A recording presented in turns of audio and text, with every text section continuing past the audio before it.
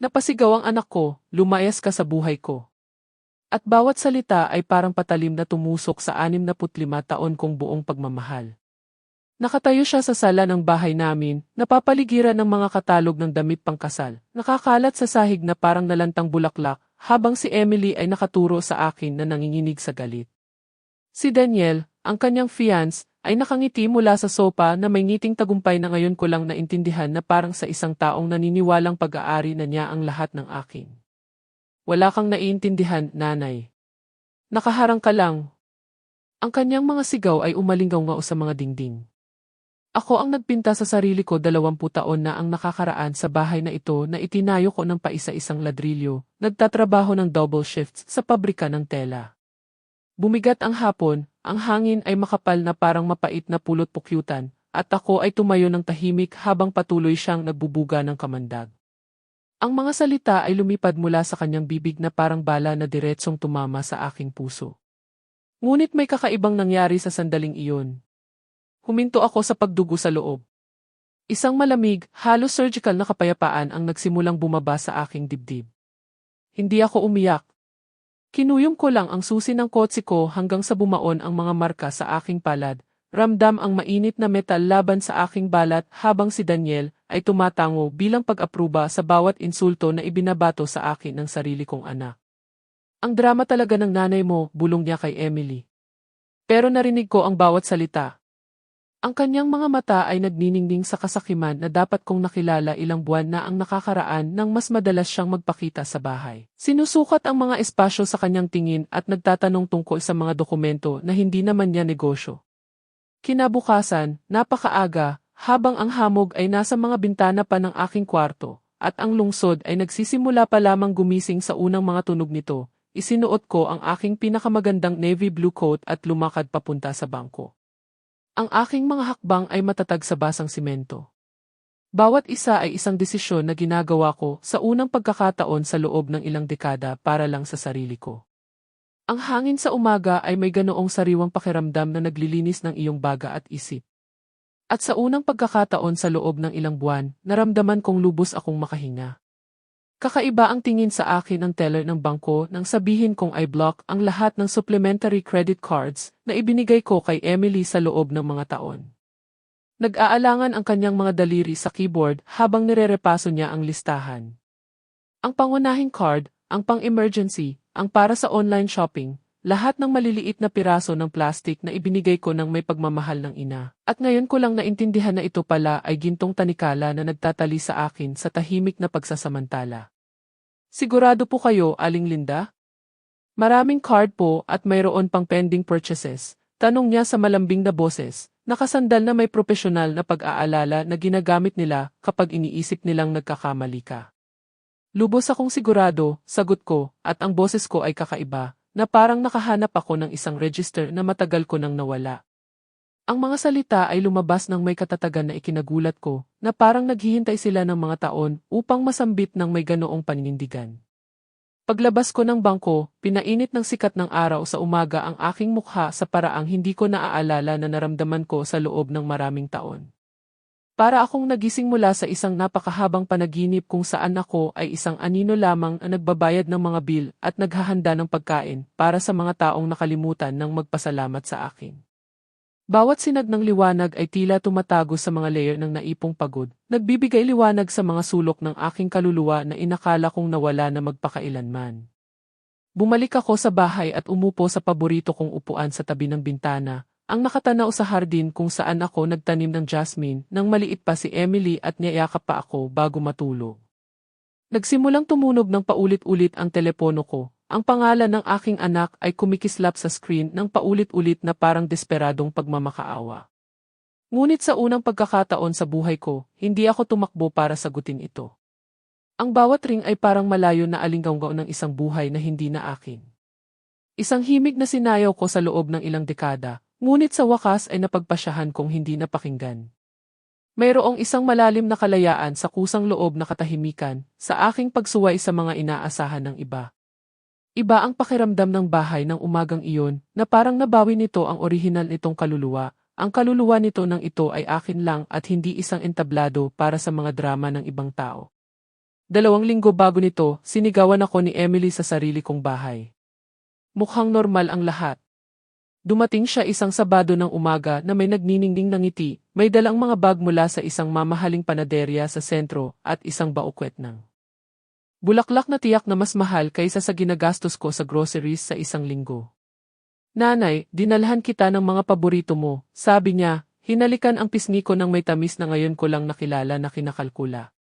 Ang mga rosas ay perpekto na parang pinili, hindi dahil sa pag-ibig, kundi para sa imahe na ipinapakita nila. Sumunod si Daniel pagkatapos ng ilang minuto, may dalang isang bote ng sparkling wine at ang ngiti na laging kakaiba sa akin. Hindi ito umaabot sa kanyang mga mata. Nakasabit lang ito sa kanyang mga labi na parang isang hindi akmang maskara. Aling Linda, ang liwanag ninyo tingnan, sabi niya. At bagaman ang kanyang mga salita ay tila mabait, mayroong isang bagay sa kanyang tono na nagparamdam sa akin na ako ay sinusuri na parang isang bagay sa isang subasta.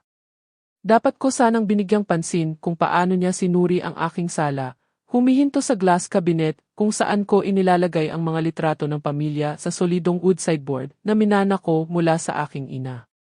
Mayroon kaming magandang balita, sabi ni Emily, hinawakan ang aking mga kamay. Malamig ang kanyang mga daliri sa kabila ng init ng umaga, at mayroon siyang suot na bagong singsing na kumikinang sa pagmamayabang na nagpakurap sa akin. Opisyal nang nag-propose sa akin si Daniel, Nanay, gusto namin ng kasal na katulad ng laging kong pinangarap, katulad ng hindi mo kailanman nakamit. Ang huling parirala ay tumusok sa aking dibdib na parang tinik. Totoo na ang kasal ko ay simple, halos austere, ngunit ito ay maganda dahil puno ito ng tunay na pag-ibig. Ngayon ay iniisip ko kung ang paghahambing na iyon ay sinadya, kung noon pa man ay nagtanim na siya ng binhi ng pagkakasala na gagamitin niya sa huli para manipulahin ako. Humiga si Daniel sa aking sopa na parang pag-aari niya ito, inunat ang kanyang mga braso sa likuran ng may pamilyaridad na nagpakunot sa aking noo. Marami nang naikwento sa akin si Emily tungkol sa inyo, tungkol sa lahat ng ginawa ninyo para sa kanya. Ang isang ina na katulad ninyo ay karapat-dapat makita ang kanyang anak na ikinasal ng marangya. Ang kanyang mga salita ay tila si nanay na parang isang talumpati na kanyang pinagsasanayan sa harap ng salamin. Bawat papuri ay may kasamang implisit na kahilingan. Bawat ngiti ay isang bil na nagkukumpol sa kung saan sa aking kinabukasan. Nagtingin na kami ng mga reception venues, patuloy ni Emily, inilabas ang kanyang telepono at ipinakita sa akin ang mga larawan ng mga mararangyang bulwagan na may mga crystal chandelier at mga mesa na natatakpan ng mga linen na mukhang mas mahal pa sa aking buwanang sahod. Ito ang perpekto, nanay. Kayang tumanggap ng 200 katao. May hardin para sa mga litrato at ang menudi. Ang kanyang mga mata ay kumikinang habang inilalarawan niya ang mga putahe na may mga pangalan na hindi ko mabigkas, mga alak na nakita ko lang sa mga luxury magazine. Ang numerong 200 ay tumama sa akin na parang isang tahimik na sampal. Alam kong mayroon akong 20 katao sa kanyang kasalukuyang bilog. Siguro napakamahal niyan, bulong ko. Ngunit ang aking mga salita ay nawala sa gawa-gawang sigasig ni Emily habang patuloy siyang nag-swipe sa mga larawan na parang hindi niya ako narinig. Tumango si Daniel sa bawat larawan, nagbibigay ng mga komento tungkol sa kalidad ng serbisyo, ang eksklusibidad ng lugar, ang kahalagahan ng paggawa ng magandang impresyon. Minsan ka lang naman ikakasal, di ba? Sabi niya, kumindat sa akin. Dapat ay maging perpekto. Doon ko napansin na masyadong pinagmamasdan ni Daniel ang aking bahay. Ang kanyang mga mata ay huminto sa property deed na iniwan ko sa dining table matapos suriin ang ilang papel sa buwis. Aksidente siyang lumapit na kunwari ihinahangaan ang mga litrato ng pamilya, ngunit nakita kong dinampian ng kanyang mga daliri ang dokumento. Ang ganda naman ng bahay na ito, Aling Linda. Siguro'y malaki ang halaga nito sa kasalukuyang merkado. Ito ang aking tahanan, sagot ko. At may isang bagay sa aking tono na dapat ay nag-alerto sa kanya dahil mabilis siyang lumayo, bumalik sa kanyang perpektong pagganap bilang manugang. Ngunit nakita ko ang tingin na iyon, ang tahimik na pagtatasa ng aking mga ari-arian. Ito ay ang parehong tingin na nakita ko sa bangko nang mag-apply ako ng pautang ilang taon na ang nakakaraan. Ang tingin na nagkalkula ng mga numero at posibilidad, hindi ang nagpapahalaga sa mga alaala at damdamin. Lumapit sa akin si Emily na may ngiting ngayon ko lang nakilala na mapanganib. Nanay, kailangan kong humingi sa inyo ng pabor. Well, hindi naman talaga pabor. Higit pa ito sa isang investment sa aking kaligayahan. Ang kanyang mga salita ay maingat na pinili, bawat isa ay estratehikong inilagay upang iparamdam sa akin na makasarili ako kung tatanggi ako. Kailangan namin ng tulong sa mga gastusin sa kasal. Alam niyo naman, nagsisimula pa lang ang negosyo ni Daniel. At ako di. Ang kanyang boses ay bahagyang nabasag na parang pinipigilan niya ang pagluha. Gusto ko lang na maging proud ka sa akin. Ang sumunod na katahimikan ay mabigat, puno ng mga hindi nasambit na inaasahan. Minamasdan ako ni Daniel na may ngiting gayon ko lang naintindihan na mapanukso. At naghintay si Emily sa aking sagot na may mga matang kumikinang sa luha na tila napaka-convenient. Dapat ay tumanggi ako noon. Dapat ay nagtiwala ako sa panloob na boses na sumisigaw sa akin na may mali. Ngunit ang pagmamahal ng ina, ang bulag na sakripisyong pag-ibig na aking pinanday sa loob ng 35 taon, ay nagpatawag sa akin. Naman, mahal, gagawin ko ang lahat para maibigay sa iyo ang kasal ng iyong mga pangarap. Sinabi ko sa kanila ng umagang iyon, at ang mga salita ay lumabas sa aking bibig na parang otomatiko, pinrograma ng mga dekada ng pagbibigay ng lahat para sa aking anak. Nakita kong nagliwanag ang mga mata ni Daniel sa isang kasiyahan na dapat ay nag-alarma sa akin. At niyakap ako ni Emily nang may pagmamahal na ngayon ko lang naintindihan na mas kaluwagan kaysa pasasalamat. Alam kong maaasahan kita, nanay. Ikaw ang pinakamabuting ina sa mundo. Kinabukasan, nagsimulang maging kakaiba ang mga bagay. Dumating si Emily na may folder na puno ng mga quotes, proforma invoices, at mga kontrata na kailangan lang ng kaunting pirma. Para may book na ang lahat agad, nanay. Ang mga magagandang lugar ay mabilis maubos, paliwanag niya, inilatag ang mga papel sa aking dining table. Ang parehong mesa kung saan ko siya tinutulungan sa homework niya noong maliit pa siya. Ang mga numero ay sumayaw sa harap ng aking mga mata na parang imposible. Ang venue, ang pagkain, ang mga bulaklak, ang photographer, ang musika. Bawat item ay isang maliit na kapalaran na nagdagdag sa isang bundok ng mga gastusin na magpapapuyat sa akin sa loob ng maraming taon. Hindi ba ito medyo sobra? Tanong ko, itinuro ang halaga ng mga floral centerpieces na katumbas ng 3 buwan ng aking pensyon. Bumuntong hininga si Emily na may peking pasensya na ginagamit ng mga matatanda kapag nagpapaliwanag ng isang bagay na halata sa isang bata. Nanay, kasal ko ito. Minsan lang ako ikakasal sa buhay ko. Saka, hindi mo naman ito naranasan. Ayaw mo ba akong maging masaya? Bumaba ang pagkakasala sa aking dibdib na parang mainit na bato. Tama siya. Hindi ako nagkaroon ng marangyang kasal.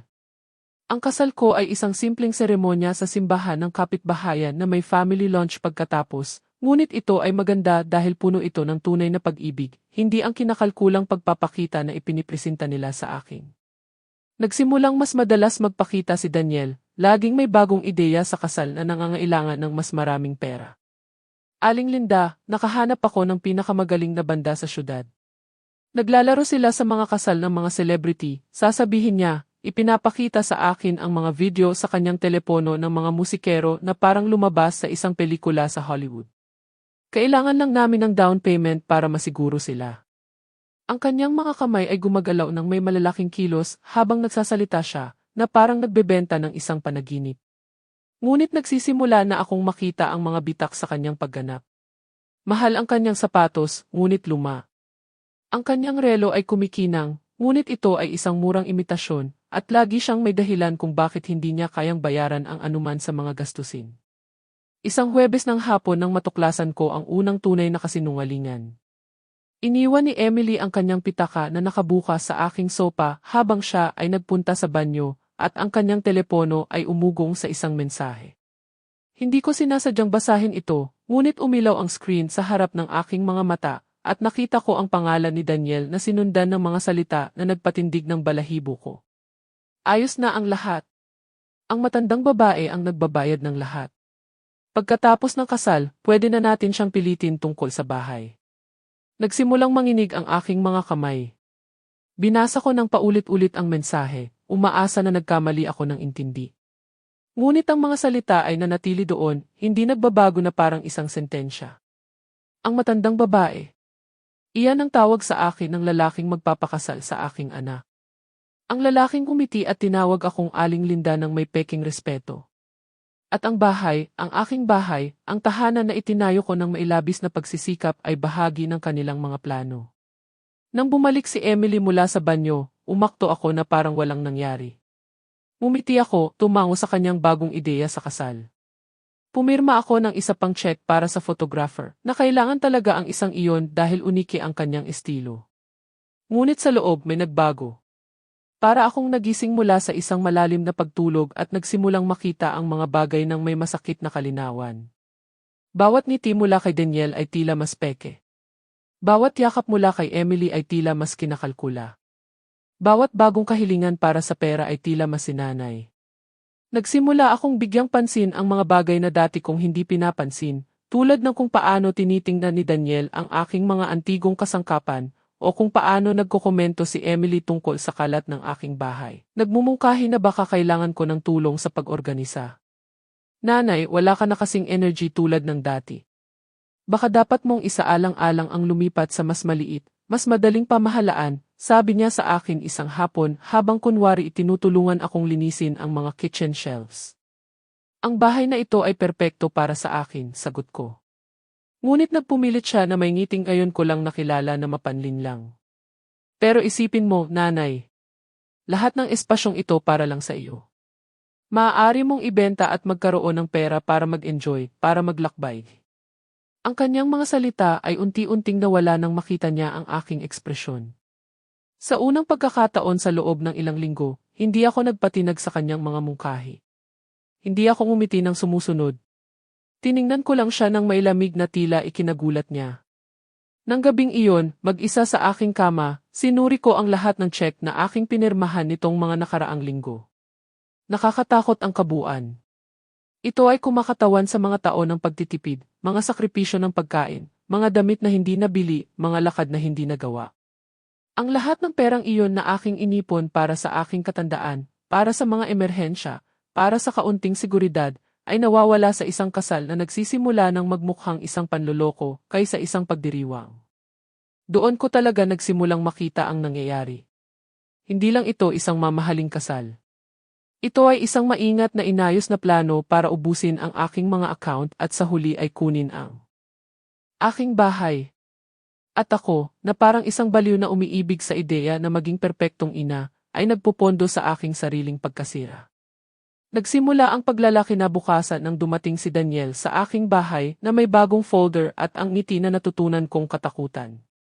Aling Linda, mayroon akong magandang balita, sabi niya, humiga sa aking sopa na parang pag-aari niya ito. Nagkaroon ng last-minute cancellation ang reception venue at maaari silang magbigay sa amin ng mas magandang petsa, ngunit kailangan naming kumpirmahin ngayon. Ang kanyang mga mata ay kumikinang sa gawa-gawang pagmamadali habang inilalatag niya ang mga kontrata na nangangailangan ng aking agarang pirma. Lumitaw si Emily sa likuran niya, nagniningning at kinakabahan sa parehong oras. Nanay, perpekto. Sabado ito sa halip na Biyernes. Mas maraming tao ang makakapunta, pero ang gastos ti. Unti-unting nawala ang kanyang boses habang itinuturo niya ang isang figura na nagpalito sa akin. Doble ito ng nagastos na namin, isang halaga na halos kumakatawan sa buong ipon ko sa buhay. Kailangan lang po ninyong pumirma dito at dito, sabi ni Daniel, itinuro ang mga linya na may maliliit na edhi, at magkakaroon tayo ng kasal ng ating mga pangarap. Hindi ba pwedeng maghintay ng kaunti, bulong ko. Ngunit umiling si Daniel na may ekspresyon ng peking pag-aalala na kanyang pinaperpekto.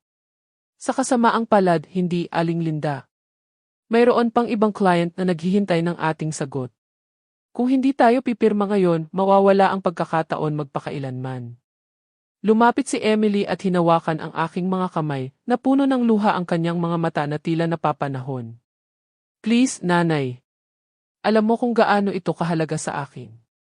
Pagkatapos ng lahat ng pinagdaanan ko, pagkatapos ng lahat ng aking pagkabigo, ito ang aking pagkakataon na maging masaya. Pumirma ako. Diyos ko, patawarin mo ako. Ngunit pinirmahan ko ang mga papel na iyon na nangangailangan ng aking kinabukasan dahil hindi ko kayang makita ang aking anak na umiiyak o ang akala ko ay tunay na luha. Dahil ngayon naintindihan ko na natutunan ni Emily na gamitin ang aking mga damdamin bilang sandata laban sa akin. Sa sandaling matuyo ang tinta sa aking pirma, nakita kong nagpalitan ng tingin si Daniel at Emily, isang tahimik na komunikasyon na ganap na nagbubukod sa akin. Makalipas ang 2 araw, nagsimulang magpakita si Daniel sa aking bahay nang walang abiso. Nasa kapitbahayan lang ako, sasabihin niya, ngunit laging natatapos na nananatili siya buong hapon, gumagawa ng mga tawag sa negosyo mula sa aking sala gamit ang aking wifi, kumakain mula sa aking refrigerator. Sana hindi niyo po masamain, Aling Linda. Sabi ni Emily, gusto niyo po ang may kasama, ngunit hindi ko kailanman sinabi iyon. Sa katunayan, nagsisimula na akong pahalagahan ang aking mga sandali ng pag-iisa ng mas higit pa, lalo na kapag wala siya doon, sinusuri ang aking mga ari-arian ng may kinakalkulang tingin. Alam niyo po, Aling Linda, sabi niya sa akin isang hapon habang tinitingnan ang kanyang telepono sa aking sopa. Kami ni Emily ay nag-iisip tungkol sa hinaharap. Pagkatapos ng kasal, kakailanganin namin ng mas malaking lugar para magsimula ng aming pamilya. Ang kanyang mga salita ay tila kaswal, ngunit mayroong isang bagay na pinaplano sa paraan ng kanyang pagsasalita, na parang pinagsasanayan niya ang sandaling ito. Ang bahay na ito ay perpekto para sa isang bata na pamilya. Maraming espasyo, magandang kapitbahayan at nasa mahusay na kondisyon. Ito ang aking tahanan, sagot ko. Ngunit nagpatuloy siya na parang hindi niya ako narinig. Naman. Ngunit isipin niyo. Kayo lang mag-isa sa malaking bahay na ito. Siguro'y maraming trabaho ang pagpapanatili.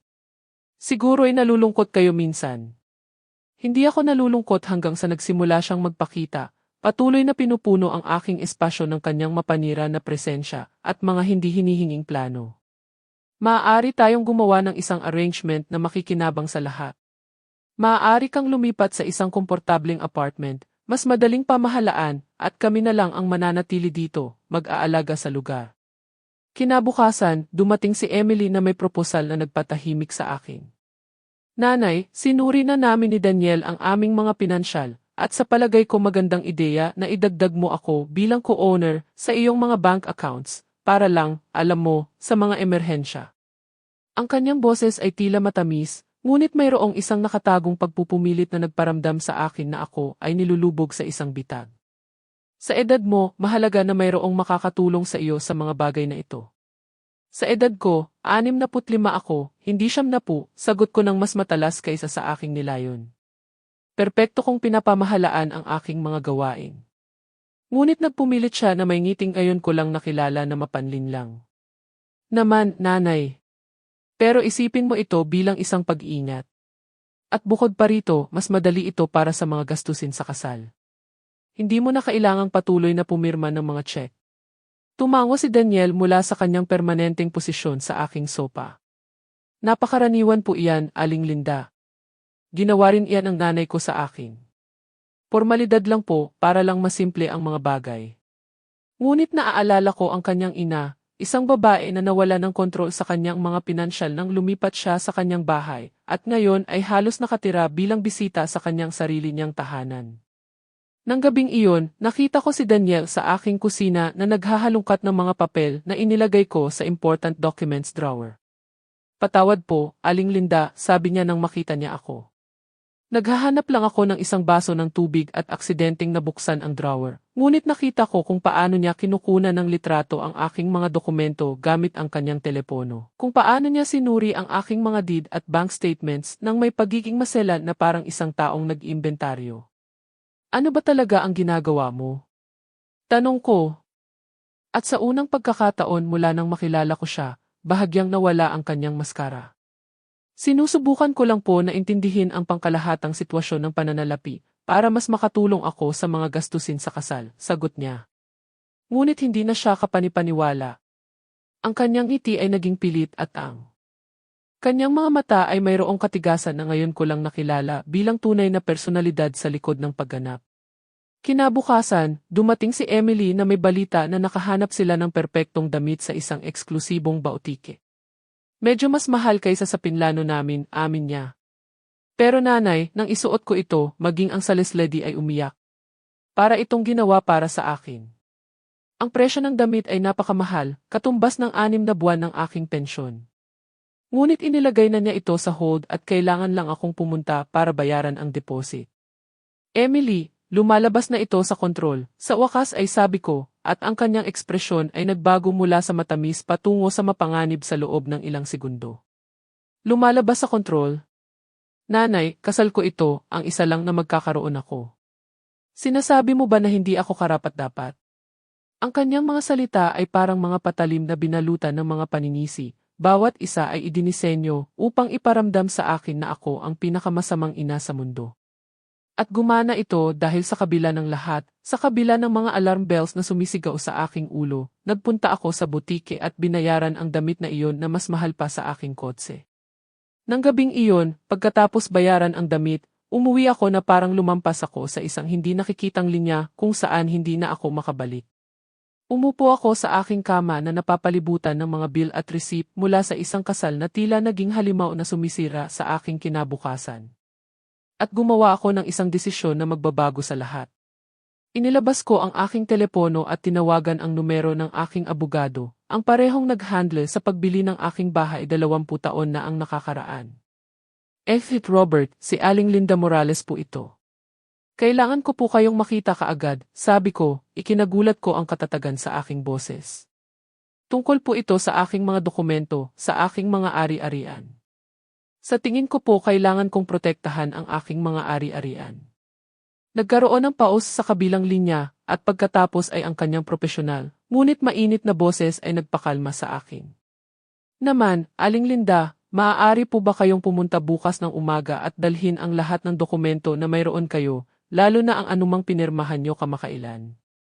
Kinabukasan, habang iniisip ni Emily at Daniel na nasa palengke ako, nagtungo ako sa opisina ni Robert. Ang gusali ay luma ngunit matatag tulad ng aking abogado, at ang kanyang opisina ay amoy legal na papel at matapang na kape. Sabihin ninyo sa akin kung ano ang nangyayari, sabi niya. At sa unang pagkakataon sa loob ng ilang linggo, may isang nakinig sa akin ng walang paghusga, nang walang pagtatangka na kumbinsihin ako ng anuman, nang walang nakatagong agenda sa likod ng kanilang mga salita. Sinabi ko sa kanya ang lahat. Ang sobrang gastusin sa kasal, ang patuloy na pagdalaw ni Daniel, ang kanyang mga komento tungkol sa aking bahay, ang panggigipit kay Emily na maging co-owner ng aking mga account. Inilabas ko ang lahat ng kontrata na aking pinirmahan, lahat ng check na aking isinulat, at inilatag ang mga ito sa kanyang mesa bilang ebidensya ng aking sariling pagiging inosente. Aling Linda, sabi niya, pagkatapos maingat na suriin ang lahat, biktima kayo ng tinatawag nating familial financial abuse. Mas karaniwan ito kaysa sa iniisip niyo. Ngunit ano ang magagawa ko? Anak ko siya, sabi ko, at ang mga salita ay lumabas na puno ng lahat ng pagkakasala at sakit na aking naipon. Ang pagmamahal ng ina ay hindi nangangahulugang kailangan mong sirain ang iyong sarili sa pananalapi, sagot niya nang may kahinahunan na nagpaiyak sa akin sa unang pagkakataon sa loob ng ilang linggo. Poprotektahan namin ang iyong mga ari-arian. Sisiguraduhin namin na walang sinuman ang makakagawa ng mga desisyon sa pananalapi sa iyong pangalan nang walang iyong malinaw na pahintulot. Nang hapong iyon, habang naglalakad ako pabalik sa bahay, iba ang pakiramdam ko. Para akong nakahanap ng isang hindi nakikitang baluti na nagpoprotekta sa akin mula sa manipulasyon. Mayroon na akong plano ngayon, mga dokumento para suportahan ang aking mga desisyon, at higit sa lahat, mayroon akong katiyakan na hindi ako baliw, na tama ang aking mga instinto sa simula pa lang. Nang makauwi ako, nakita ko si Daniel at Emily sa aking sala, napapaligiran ng mas maraming katalog at kontrata. Nanay, buti nandito ka, sabi ni Emily na may ngiti. Nakita ko na ngayon kung ano talaga ito, isang kasangkapan ng manipulasyon. Nahanap ni Daniel ang perpektong florist, pero kailangan nating ibigay ang deposit ngayon. Ang kanyang mga mata ay nagniningning sa gawa-gawang pagmamadali na alam kong alam na alam ko. Magkano? Tanong ko, pinapanatili ang aking boses na neutral. 15,000 piso lang, sagot ni Daniel na parang isang walang halagang halaga. Ito ay para sa lahat ng bulaklak para sa seremonya at sa reception. Maniwala kayo sa akin, Aling Linda, magiging kamangha-mangha ito. Magmumukha ang iyong anak na isang prinsesa. Ngunit hindi na ako nakikinig sa kanyang mga walang kwentang pangako. Kinakalkula ko na ang 15,000 piso ay halos 1 taon ng aking pensyon. Kailangan kong pag-isipan ito, sabi ko sa kanila, at nakita ko silang nagpalitan ng nag-aalalang tingin. Pag-isipan ito. Ulit ni Emily at ang kanyang boses ay nawala ng lahat ng tamis. Nanay, napag-usapan na natin ito. Kasal ko ito. Hindi ka maaaring magbago ng isip ngayon. Ngunit sa unang pagkakataon sa loob ng ilang buwan, hindi ako natakot sa kanyang tono. Maaari akong magbago ng isip anumang oras na gusto ko. Pera ko ito. Tumayo si Daniel mula sa sopa na may ekspresyon na hindi na sinubukang itago ang kanyang inis. Aling Linda, sa tingin ko'y nagiging makasarili kayo. Si Emily ang inyong kaisa-isang anak. Hindi niyo ba siya gustong makitang masaya? Ang kanyang mga salita ay pareho pa rin tulad ng dati, ngunit ngayon ay tila walang laman na parang isang sirang record na nawala ng kapangyarihan sa panghihikayat. Gusto kong makita ang aking anak na masaya, sagot ko. Ngunit hindi sa halaga ng aking seguridad sa pananalapi. Ang iyong seguridad sa pananalapi. Tumalon si Emily at sa unang pagkakataon nakita ko ang tunay na galit sa kanyang mga mata, hindi ang kinakalkulang luha mula noon. Nanay, may bahay ka. May ipon ka. May pensyon ka. Ano pa ba ang kailangan mo sa edad mo? Nagsisimula pa lang ako ng buhay ko. May karapatan ako na magkaroon ng isang magandang bagay sa wakas. At may karapatan ako na hindi mapabayaan sa kahirapan para punduhan ang iyong palabas, sagot ko. At ang mga salita ay lumabas ng mailakas na ikinagulat ko. Ang sumunod na katahimikan ay matindi, puno ng lahat ng mga bagay na pinipigilan naming sabihin. Kinuyom ang mga kamao ni Daniel at tiningnan ako ni Emily na parang isang estranghero. Okay, sa wakas ay sabi ni Daniel sa isang mapanganib na kalmadong boses. Naunawaan ko na kailangan nyo ng oras para pag-isipan ito, ngunit Aling Linda, sana maintindihan nyo na mayroon ng mga commitment na nagawa. Mayroon ng mga kontrata na napirmahan. Hindi kayo maaaring umatras ng walang kahihinatnan. Ang kanyang mga salita ay tila isang bahagyang nakatagong banta. Binabantaan mo ba ako sa sarili kong bahay? Tanong ko, sinisigurado na narinig ng recorder ang bawat salita. Hindi ito banta, Aling Linda. Ito ay katotohanan. Pumirma kayo ng mga kontrata na nagbubuklod sa ating lahat. Nakakamangha ang kanyang kapalaluan. Mula sa pagpapanggap na isang magalang na manugang ay naging parang pag-aari niya ang aking buhay at ang aking mga desisyon. Nagsimulang umiyak si Emily, ngunit ang mga luhang ito ay iba sa mga mapanlinlang na luha dati. Ito ay mga luha ng pagkabigo at galit. Nanay, paano ninyo ito nagawa sa akin? Pagkatapos ng lahat ng pinlano natin, pagkatapos ng lahat ng pinangarap natin, sisirain niyo ang kasal ko. Sisirain niyo ang buhay ko. Ang kanyang mga salita ay puno ng lason, bawat isa ay idinisenyo upang iparamdam sa akin na ako ang salarin. Hindi ko sinisira ang kasal mo, Emily. Pinoprotektahan ko ang aking kinabukasan, sagot ko. Maaari kang magkaroon ng kasal na gusto mo, ngunit hindi sa pera ko. Naglakad si Daniel sa aking sala na parang isang nakakulong na hayop, halatang galit na nagkakalat ang kanyang plano. Hindi pa tapos ito, bulong niya sa ilalim ng kanyang hininga. May mga paraan para mapilitan ang isang matandang tao na gampanan ang kanyang mga obligasyon, lalo na kapag nagpapakita sila ng mga senyales ng kawalang katatagan ng pag-iisip. Ang kanyang mga salita ay nagkumpirma sa aking pinakamasamang hinala.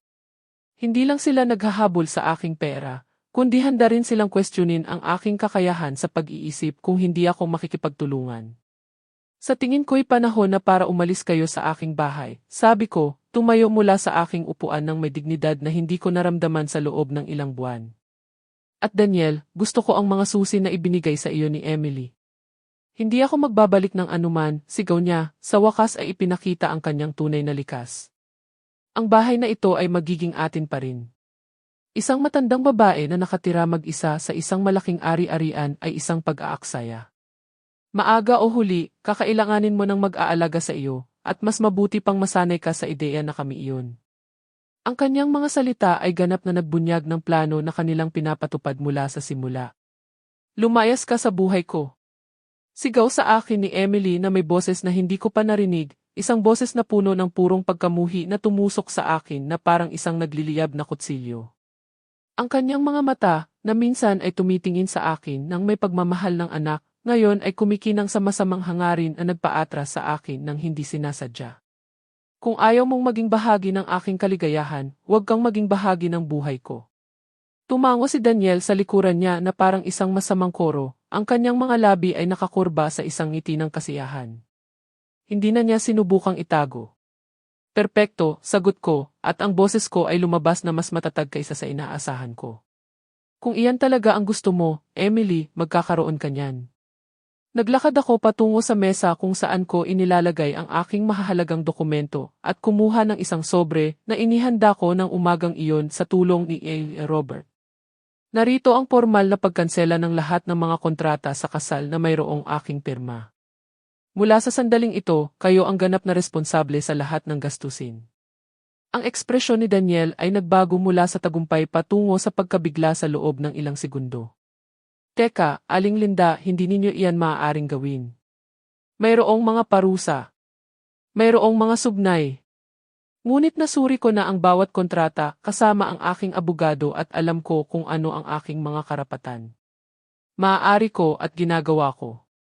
Ang lahat ng kontrata na aking pinirmahan sa ilalim ng emosyonal na pamimilit ay legal na pinawalang bisa. Kung gusto ninyong magpatuloy sa kasal, kailangan ninyong akuin ang lahat ng gastusin.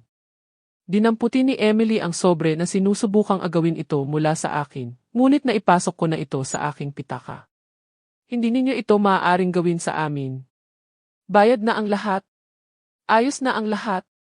Ang kanyang mga sigaw ay pumuno sa aking sala, tumatalbog sa mga dingding na nakasaksi ng napakaraming masasayang sandali noong maliit pa siya. Maaari ko at nagawa ko na. Tulad ng sabi mo, gusto mo akong mawala sa buhay mo. Well, aalis din ako sa kasal mo. Hinawakan ni Daniel ang aking braso nang may lakas na ikinagulat ko. Babayaran ninyo ito, Aling Linda. Ay dedemanda namin kayo para sa paglabag sa kontrata, para sa emosyonal na pinsala, para sa lahat ng kaya namin.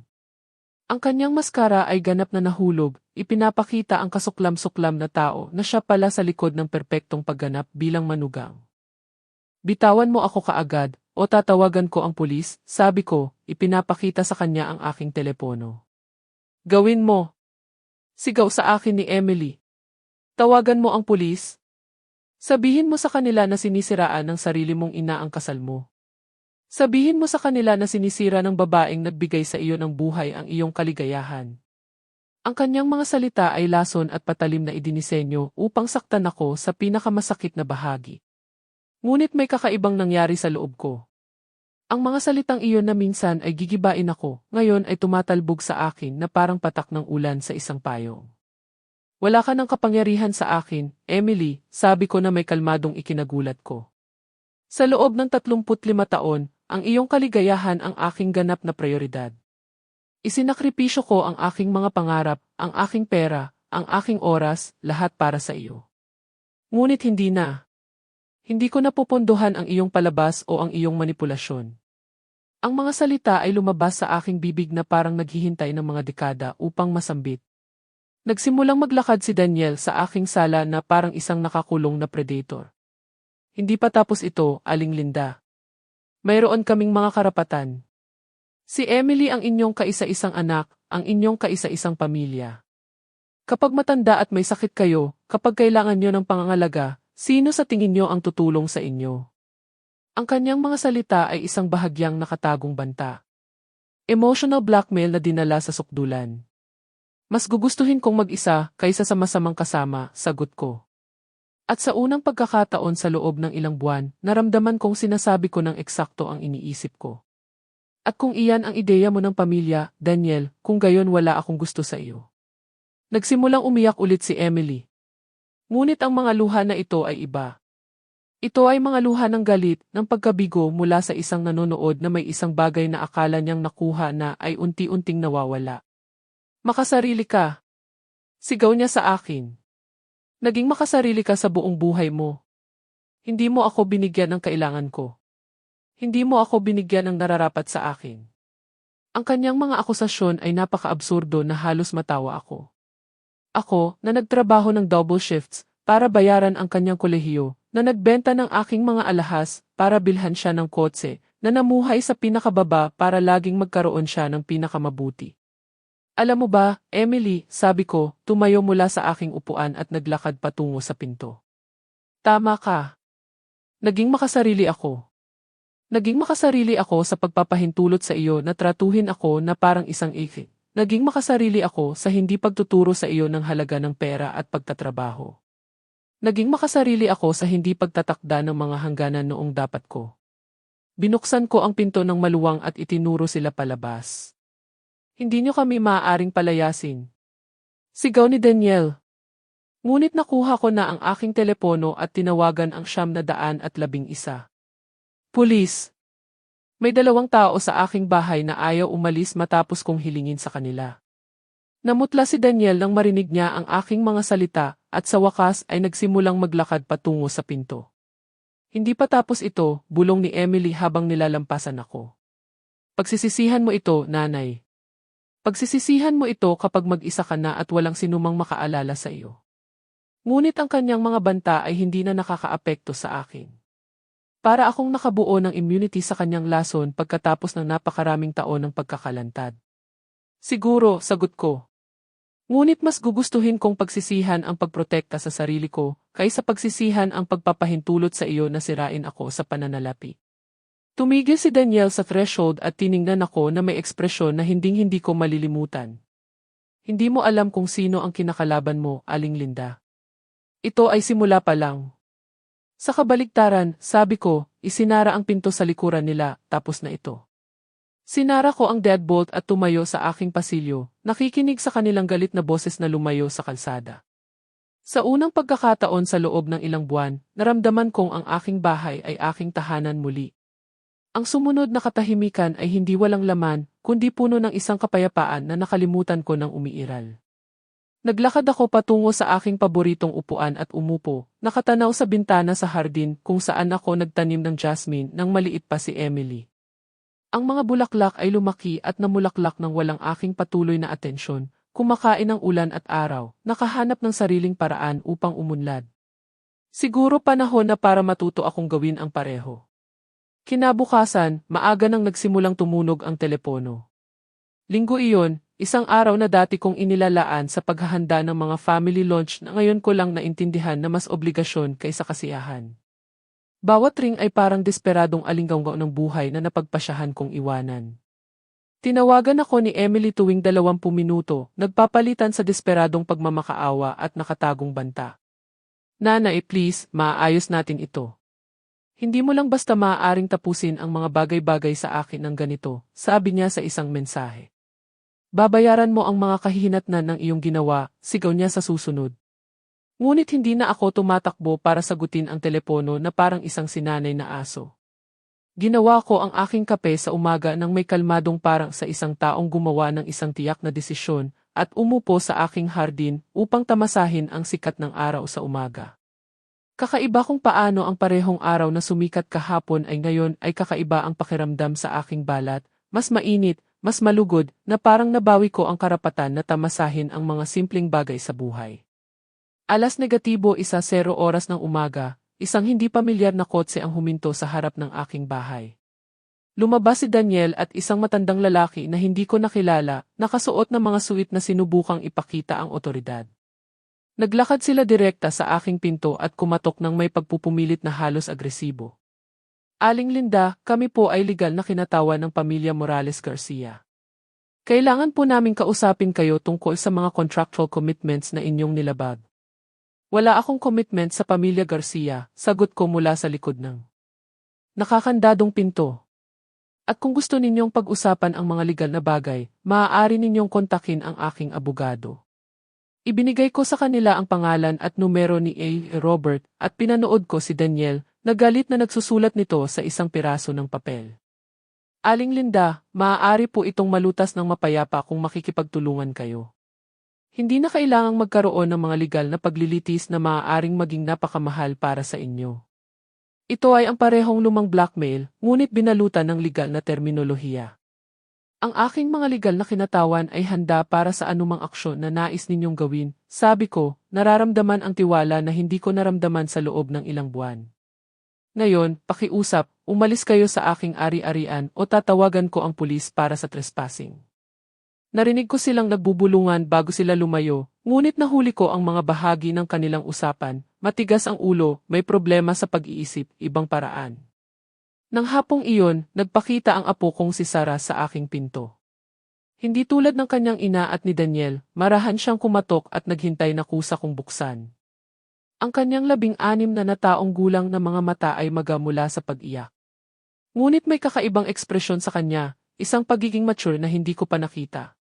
Lola, pwede ba akong pumasok? Kailangan ko kayong kausapin. Nanginginig ang kanyang boses, ngunit hindi sa manipulasyon, kundi sa tunay na damdamin. Naman, mahal, sabi ko, niyakap siya sa unang pagkakataon sa loob ng ilang linggo nang hindi nararamdaman na ako ay sinusuri o hinuhusgahan. Umupo si Sarah sa sopa kung saan madalas planuhin ni Daniel ang aking pagkasira sa pananalapi, ngunit ang kanyang presensya ay nilinis ang espasyo mula sa lahat ng nakaraang toxicity. Lola, narinig ko ang lahat ng nangyari kahapon. Hindi alam ni Nanay at Daniel na nandito ako. At ano sa tingin mo ang lahat ng ito? Tanong ko, inihahanda ang sarili ko para sa isa pang emosyonal na atake. Isa pang tao na susubukang iparamdam sa akin ang pagkakasala sa pagprotekta sa aking kinabukasan. Ngunit ginulat ako ni Sarah sa kanyang sagot. Sa tingin ko, tama ang ginawa ninyo, Lola. Nakikita ko kung paano nila kayo tinatrato sa loob ng ilang buwan at hindi iyon tama. Masamang tao si Daniel. At ang nanay ko ay kumikilos na parang hindi ko na siya nakikilala. Ang kanyang mga salita ay parang bomba sa aking sugatang kaluluwa. Sa wakas, may isang tao sa aking pamilya ang nakakita sa tunay na nangyayari.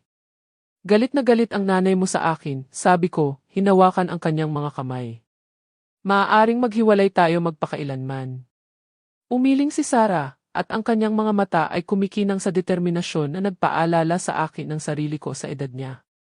Lola, hindi ako pipili sa inyong dalawa, ngunit hindi ko rin ipagpapanggap na hindi ko nakikita ang nangyayari. Pinupuno ni Daniel ang isip ni nanay ng mga ideya tungkol sa inyong pera, inyong bahay, inyong kinabukasan. Narinig ko ang kanilang mga pag-uusap sa telepono kapag iniisip nilang tulog ako.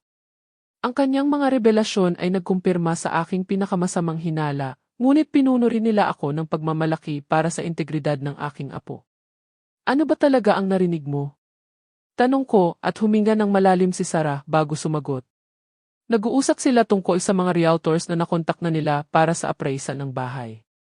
May mga papel si Daniel tungkol sa mga retirement homes, mga lugar kung saan daw kayo mas komportable. Nabanggit din nila ang tungkol sa inyong kawalang kakayahan sa pag-iisip, tungkol sa pagkuha ng mga medical documents na nagsasabing hindi nyo na kayang pamahalaan ang inyong mga gawain. Ang lamig ng kanilang mga plano ay tumama sa akin na parang tubig-yelo. Hindi lang ito kasakiman.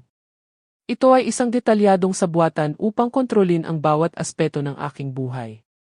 Sarah, napakaseryoso nito. Handa ka bang ulitin ito sa aking abogado? Tumango siya ng walang pag-aalinlangan.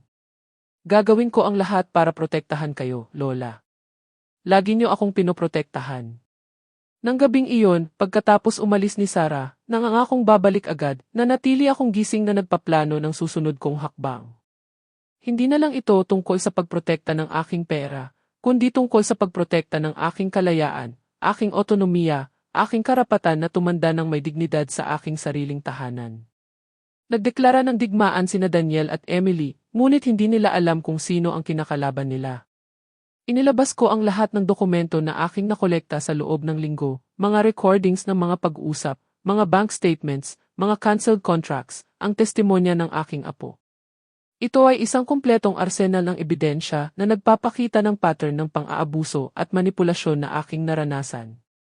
Ngunit mas mahalaga ang patunay na ang aking isip ay ganap na malinaw, na ang aking mga desisyon ay makatwiran at makatarungan. Sa unang pagkakataon sa loob ng ilang buwan, nakatulog ako ng nararamdaman na ganap kong kontrolado ang aking buhay. Kinuha ko ang mga renda ng aking kapalaran, naglagay ng malinaw na mga hangganan, at nakahanap ng hindi inaasahang mga kaalyado sa aking laban para sa dignidad. Bukas ay isa pang araw ng labanan, ngunit sa pagkakataong ito ay mayroon akong tamang mga sandata. At higit sa lahat, mayroon akong matibay na determinasyon ng isang babae na nagpasya na sapat na ang sapat. Pagkalipas ng 3 buwan, umupo ako sa terrace ng aking bagong apartment, isang maliwanag na lugar na tanaw ang parke kung saan naglalaro ang mga bata at ang mga matatandang mag-asawa ay naglalakad na magkahawak kamay. Ibinenta ko ang malaking bahay, ang pinakahahangad ni Daniel, at lumipat sa isang espasyo na ganap na akin. Pinili ko, binayaran ko ng sarili kong pera, at dinisenyo para sa aking kaginhawaan. Bawat piraso ng kasangkapan, bawat kurtina, bawat nakapaso na halaman ay isang desisyon na ginawa ko nang walang pakonsulta sa sinuman, nang hindi nagpapaalam, nang hindi nagpapaliwanag sa mga inaasahan ng iba. Ang kasong ipinangako ni Daniel ay hindi kailanman dumating. Paliwanag ng aking abogado na pagkatapos suriin ang lahat ng ebidensya na aming nakolekta, kabilang ang mga recording at testimonya ni Sarah, ang anumang legal na aksyon laban sa akin ay hindi lamang walang saysay, kundi posibleng makasama sa kanila. Aling Linda, mayroon kayong matibay na kaso kung nais ninyong idemanda sila para sa harassment at financial abuse, sabi ni A.W. Robert sa akin. Ngunit napagpasyahan kong ayaw ko nang mag-invest ng mas maraming enerhiya sa toxicity na iyon. Gusto ko lang ng kapayapaan. Si Sarah. Binisita niya ako tuwing linggo at ang aming relasyon ay naging mas malalim at mas tunay kaysa dati. Nang walang panggigipit ng mga manipulasyon ng pamilya, maaari kaming mag-usap tungkol sa lahat. Ang kanyang mga plano sa kolehiyo, ang kanyang mga pangarap, ang buhay sa pangkalahatan. Lola, mayroon ba kayong mga pagsisisi? Tungkol sa pagprotekta sa sarili ko, tungkol sa pagbawi ng aking dignidad. Kailanman, sagot ko. At nakita ko sa kanyang mga mata na ganap niyang naintindihan ang nangyari. Galit na galit si nanay. Kinansela ang kasal dahil hindi nila kayang bayaran ang lahat ng commitment na kanilang nagawa. Si Daniel ang sinisisi niya. Ako ang sinisisi niya sa pagbisita sa inyo at ako. Bahagyang nabasag ang kanyang boses. Namimiss ko si nanay, ngunit hindi ko namimiss ang toxic environment na kanyang nilikha kasama niya. Masakit marinig ang pagdurusa ni Emily, ngunit ito rin ay kumpirmasyon na si Daniel ay hindi kailanman naging solusyon sa mga problema ng aking anak, kundi ang sanhi ng maraming bagong problema. Alam mo ba ang natutunan ko, Sarah? Sabi ko, hinahaplos ang kanyang mga batang kamay na napakalaki ang pagkakahawig sa akin sa edad niya. Natutunan ko na ang tunay na pag-ibig ay hindi ipinapakita sa pamamagitan ng pagsasakripisyo sa sarili hanggang sa punto ng pagkasira. Ipinapakita ito sa pamamagitan ng pagtatakda ng malusog na mga hangganan, pagtuturo ng mga halaga, at pagpapanatili ng iyong sariling integridad, upang makapagbigay ka mula sa isang lugar ng lakas, hindi kakulangan. Ang aking mga salita ay umalinggaw sa hangin na parang isang aral na inabot ako ng 65 taon upang matutunan. Isang hapon habang dinidiligan ang mga halaman sa aking bagong container garden, nakita ko si Emily na nakatayo sa kabilang kalye. Mukha siyang mas payat, mas maputla, at mayroong isang bagay na talunan sa kanyang postura na nagpasakit sa aking puso. Ang aming mga mata ay nagtagpo sa isang sandali na tila walang hanggan, puno ng lahat ng nawala sa amin at lahat ng maaari naming naging. Itinaas niya ang kanyang kamay na parang kumakaway, ngunit pagkatapos ay ibinaba niya ito at lumayo ng walang salita. Hindi ko siya hinabol. Hindi ko sinigaw ang kanyang pangalan. Hindi ko binuksan ang pinto upang pakiusapan siyang makipag-usap. Sa unang pagkakataon sa kanyang buhay, hinayaan kong lumayo si Emily nang hindi siya hinahabol, nang hindi sinusubukang ayusin ang kanyang sinira. Natutunan ko na ang ilang pinto ay maaari lamang buksan mula sa loob, at ang aking papel bilang isang ina ay hindi ang pilitin ang pagkakasundo, kundi ang maging available kung isang araw ay magpasya siyang hanapin ako ng may tunay na intensyon. Nang gabing iyon, tinawagan ako ni Sarah na umiiyak. Lola, masama talaga ang kalagayan ni nanay. Iniwan siya ni Daniel nang malaman niyang wala ng pera na makukuha sa atin. Umalis siya kasama ang lahat ng kanyang gamit at iniwan siya na may mga utang mula sa kasal na hindi kailanman nangyari. Kumirot ang aking puso nang marinig ang sakit ng aking anak, ngunit naramdaman ko rin ang kakaibang pakiramdam ng hustisya. Sa wakas ay ipinakita ni Daniel ang kanyang tunay na kulay tulad ng aking hinulaan. Gusto mo bang pumunta ako para makita siya? Tanong ko kay Sarah, alam na ang anumang paglapit mula sa akin ay maaaring mali ang interpretasyon o tanggihan. Hindi ko alam, Lola. Sobrang proud siya, sobrang nasaktan. Pero sa tingin ko sa loob-loob niya alam niya na tama kayo tungkol sa kanya. Ang karunungan ng aking 16 na taong gulang na apo ay patuloy na nagpapahanga sa akin. Nakita niya mismo kung ano ang magagawa ng manipulasyon sa isang pamilya at pinili niya ang panig ng katapatan. Pagkalipas ng 6 na buwan mula nang huli kong makita si Emily sa kalye, nakatanggap ako ng isang sulat.